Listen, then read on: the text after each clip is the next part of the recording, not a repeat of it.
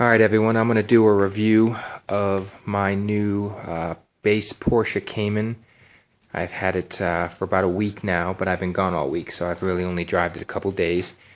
Excuse all the dirt, but I kind of live, here, so it needs a bath. So this car was MSRP of $60,000. I negotiated 5% off. Dealer gave me no problems with that at all. I should have asked for more off. I bought it in Denver, Colorado. So the price was $57,000. It's optioned with the convenience package, which is the dual climate and the heated seats, 19-inch wheels, and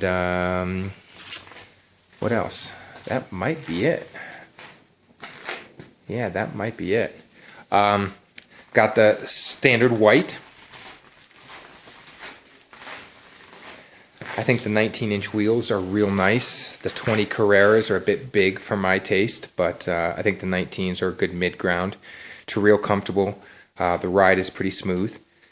Let me pop the the frunk here.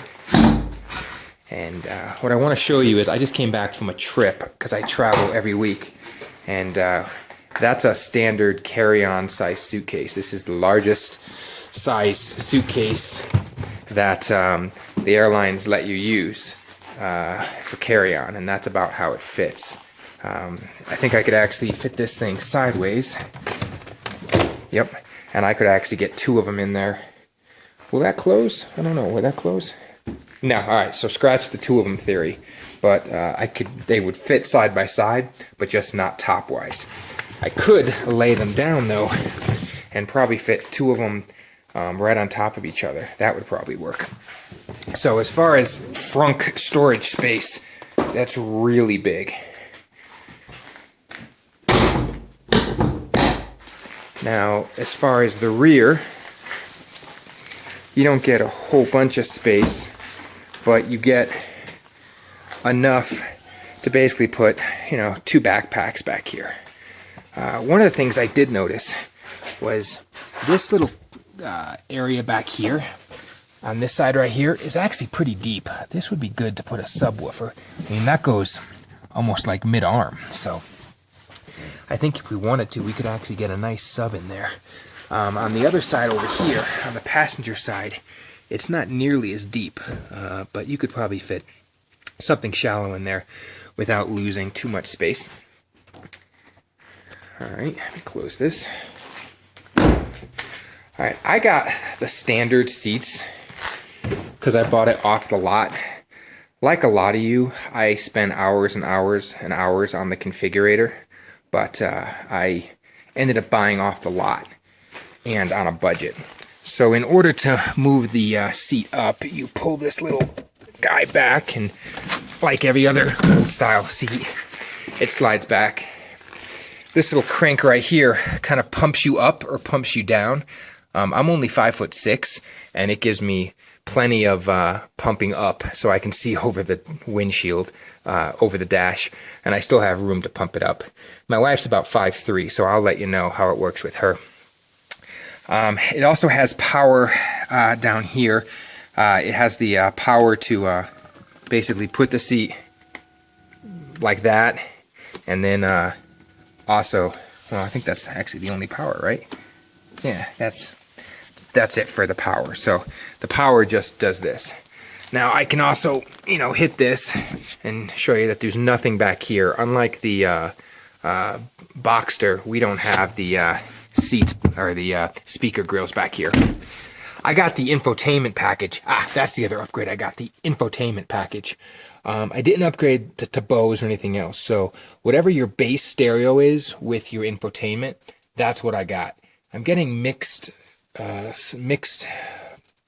stuff on the Planet 9 site about whether or not that means I have 7 or 9 speakers. I can count 7.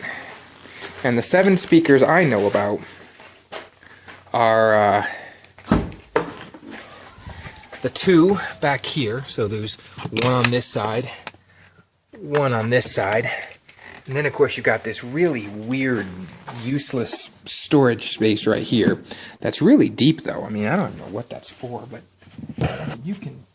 I can fit my entire hand.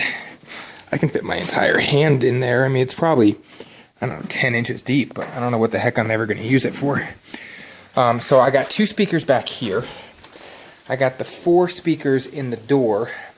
And from what I can tell, I've got 1 center up there. So I count 7. So I don't know where people are telling me I've got 9. If I'm wrong, someone tell me. Maybe my math is off. So I'm going to go ahead and start her up and go over the interior. Once I get my key, and once I move my seat forward because I'm short. You know, knowing what I know now, I wouldn't get the power seats. I think it's a waste. I think it's an upgrade you don't really need to spend money on. Of course, it sounds wonderful. The one thing that I've heard people complain about is this parking brake. Now, the one thing that kind of still gets me every once in a while. Let me turn the radio off. The one thing that still gets me is every once in a while I'll have my foot off the brake and I'll try to hit it.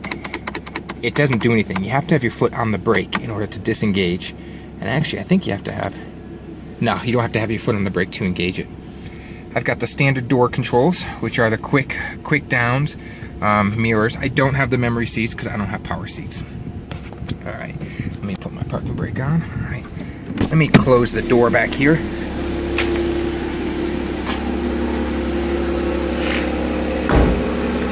Of course, I've got the single exhaust, which is really nice. I don't know if I prefer the double or not. I'm sure it sounds nice. One thing I have noticed in the standard S, I don't have the burgle I hear people talk about. Maybe I just don't know how to shift, but I don't ever hear that. So, here's your instrument panel. As you can see, I've got 356 miles on it, and that's because I live probably 100 miles, well, maybe 50 miles from the dealership, and I've already been to and from the airport. Here's my infotainment. Everything's a touch screen, of course. It comes with the what the hell am I doing? Comes with the 3-month subscription to satellite. I think I figured out a good thing to do with that, and that's I'm going to just get the a la carte, which is 50 channels, pretty much of your choice, for like $8 a month. So I think I'm going to do that. You can see my taste. It's pretty simple. If I go to tuner, I can do AM, FM, satellite. Jesus, holy AM Batman. I also have media, and the media lets me choose between disc, jukebox, iPod, and auxiliary. Now, a lot of people talk a lot about the sound quality. This system here is okay. I mean, it's not fantastic. If there was one on the lot that would have had Bose, I probably would have taken it.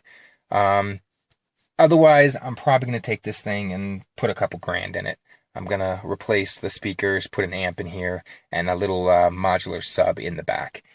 I'm not going to do any kind of custom fiberglass or anything like that. I have the 6-speed. Here are all your controls that come with the convenience package. I've got my auto AC, which I'll probably never use because it blasts when you don't want it to. So I'll just manually control all that. Heated seats, which are more to appease the wife. The navigation, which is pretty good. It's a little cumbersome. I wish it had voice input where I could, type in stuff. But it doesn't. So you got to kind of type it in the old-fashioned way. It doesn't take too long, but on my phone, I could just say a destination. It takes a heck of a lot less time. So if you weren't going to get the navigation, you're not going to miss it. But the infotainment, I like it for the other reasons.